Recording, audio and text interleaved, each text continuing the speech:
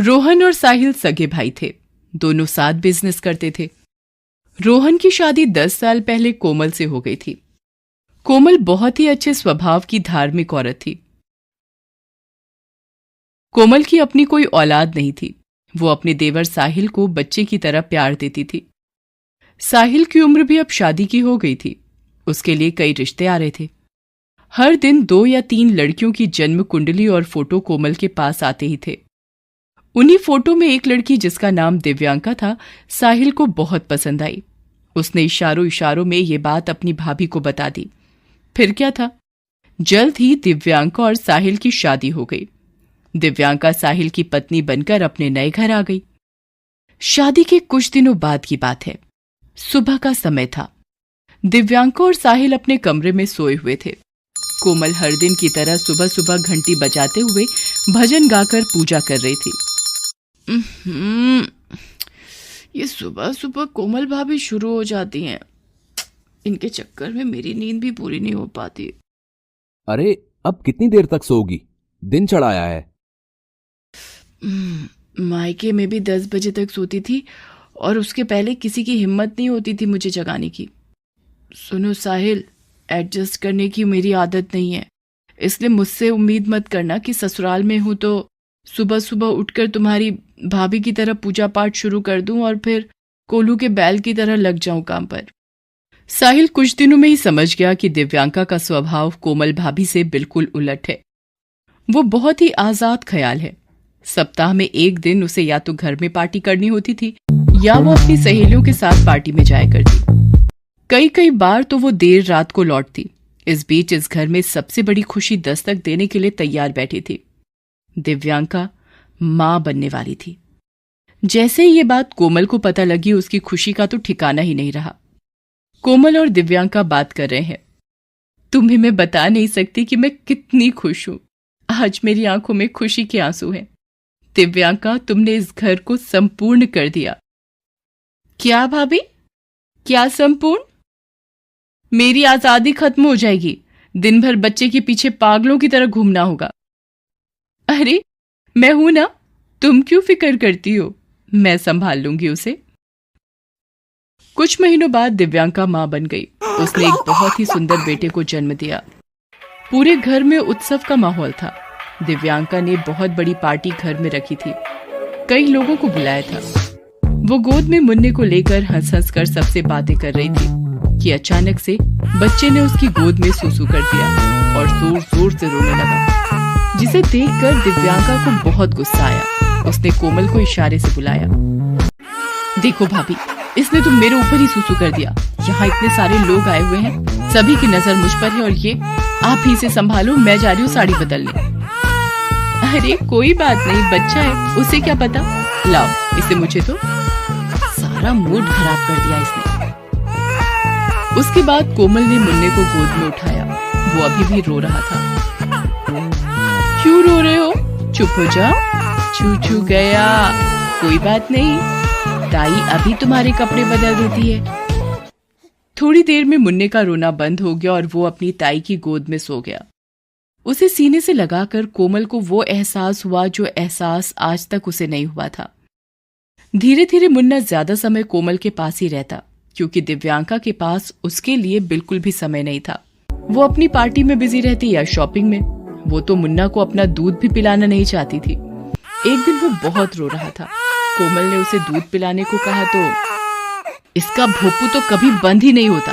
पता नहीं इसे मुझसे क्या दुश्मनी है। अरे इसे भूख लगी है, जल्दी से अपना दूध इसे पिला दे। अरे इसे बाहर का दूध पिला दीजिए भाभी।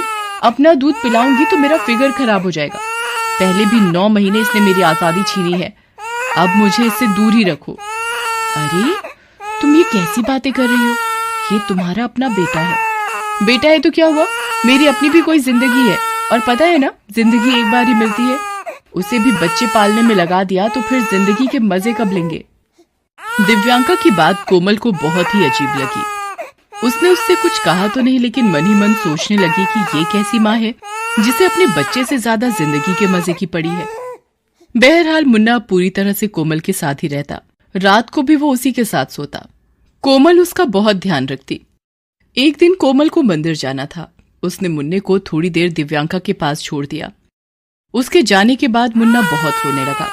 पहले तो उसने उसे चुप कराने की कोशिश की, लेकिन जब वो चुप नहीं हुआ तो उसके गालों पर खींचकर 4-5 थप्पड़ मार दिए। कोमल जब वापस लौटी तो उसने देखा कि मुन्ना के गालों पर लाल लाल निशान हैं, तो उसने दिव्यांका से इस बारे में पूछा। अरे, आपके जाने के बाद इसका भोपू चालू हो गया। बिना मतलब भैं भैं करके रो रहा था। बस फिर क्या, मुझे गुस्सा आ गया और इसे खींचकर थप्पड़ मार दिया। थोड़ी देर रोया फिर सो गया। ये सुनकर पहली बार कोमल को बहुत गुस्सा आ गया। उसने उसे जोर से डांट दिया। तुम कैसी माँ हो दिव्यांका? भला इतने छोटे बच्चे को कोई मारता है क्या? आप अपनी लिमिट में रहिए भाभी। वो मेरा बच्चा है, उसे मारू पीटू या प्यार करूं, आप बीच में बोलने वाली कौन होती हैं? 2 दिन मेरे बच्चे को क्या संभाल लिया, मेरे बेटे पर अपना हक जमाने लगी। दूर रहिए मेरे बेटे से, मैं इसका ध्यान रख सकती हूं। दिव्यांका की ये बात सुनकर कोमल की आंखों में आंसू आ गए। वो ये सब बातें ना तो अपने पति को बता सकती थी और ना ही देवर को, क्योंकि उसे ऐसा लगता था कि ऐसा करने से घर में बिना मतलब कलेश बढ़ेगा। उधर दिव्यांका ने गुस्से में कोमल को कह तो दिया था कि वो अपने बच्चे का ध्यान रख सकती है, लेकिन मुन्ना उसके पास रहना ही नहीं चाहता था, क्योंकि वो ज्यादा समय तो कोमल के साथ ही रहता था। दिव्यांका उसे गोद में उठाती तो वो जोर जोर से रोने लगता। तब कोमल को ही आकर उसे संभालना होता। उसकी गोद में जाकर वो तुरंत चुप हो जाता। ये सब देखकर दिव्यांका को बहुत गुस्सा आता। ना जाने इस डायन ने मेरे बेटे पर क्या जादू कर दिया है। ये तो मेरे पास रहना ही नहीं चाहता। मुझे कुछ न कुछ तो करना ही होगा, नहीं तो कल को ऐसा ना हो कि मुन्ना इस डायन को ही अपनी मां मानने लगे। इसके बाद दिव्यांका ने एक बहुत ही खतरनाक प्लान बनाया। उसने घर के कूलर में ऐसी छेड़छाड़ कर दी जिससे कि उसमें करंट आने लगा। कोमल ने जैसे ही कूलर को ऑन किया तो उसे बिजली का जोरदार करंट लग गया। जब तक उसके पति और देवर उसकी चीख सुनकर बाहर आते, वो मर चुकी थी। मरने के साथ ही वो चुड़ैल बन गई। किसी को भी दिव्यांका पर शक नहीं हुआ कि ये सारा किया धरा उसी का है।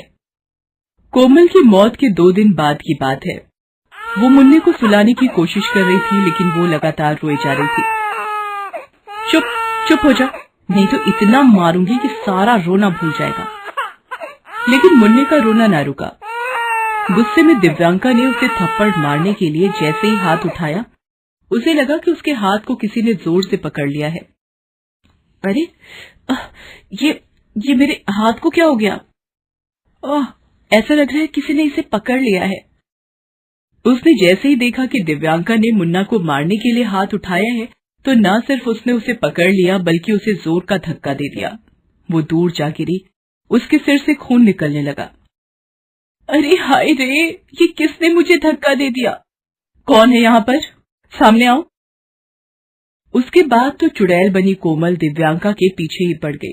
जब मुन्ने को भूख लगती और वो रोने लगता, लेकिन दिव्यांका उसे दूध नहीं देती, तो कोमल की आत्मा उसके गालों पर थप्पड़ मारने लगती।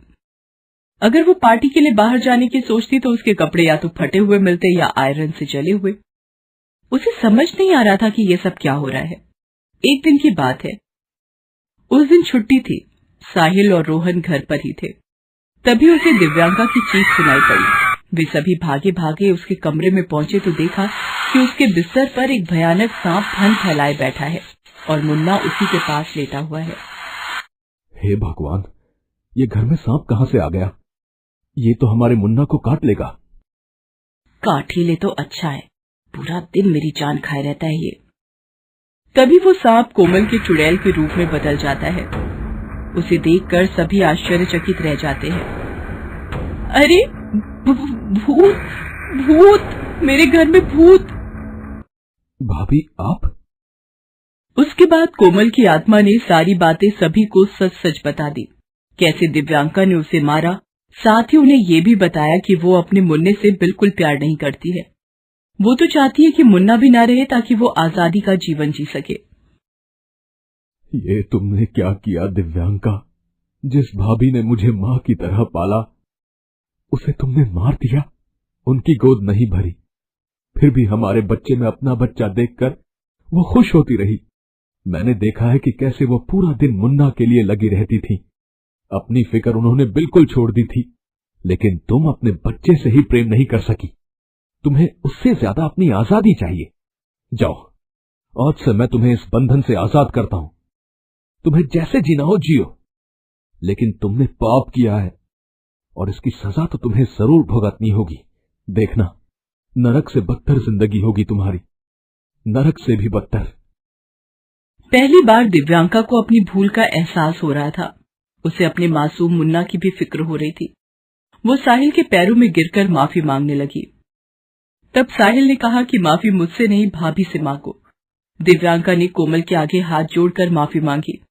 कोमल ने उसे इस शर्त पर माफ कर दिया कि वो मुन्ना को कोई तकलीफ नहीं होने देगी और पूरे परिवार का ख्याल रखेगी। दिव्यांका ने कोमल से ये वादा किया। फिर कोमल की आत्मा वहां से गायब हो गई।